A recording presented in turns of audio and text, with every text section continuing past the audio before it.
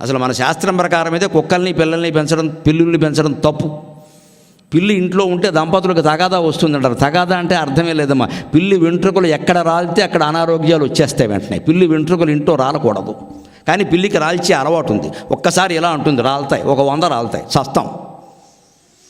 పైగా పిల్లి ఒకతే ఉండదు, 7 పిల్లల్ని పెడుతుంది. అది దాన్ని 6 చోట్ల తిప్పుతుంది, అన్ని చోట్ల వెంట్రుకలు రాలుతాయి. అంటే పిల్లుల్ని పెంచకూడదు. కుక్కను కూడా పెంచకూడదు. కుక్కను పెంచే విధానం ఏమిటంటే, వీధి కుక్కలు ఉంటాయి, ఆ మిగిలిన అన్నం ఏదో గుమ్మం ముందు అక్కడెక్కడో బారేస్తే వచ్చి తింటాయి, పోతాయి, అంతే. దాన్ని పెంచేసి టామీ మీ అని పేర్లెట్టి పెంచక్కర్లేదు. ఇక్కడ కొడుకుల కంటే ఎక్కువైపోయాయి మన కుక్కలు. ఇక్కడ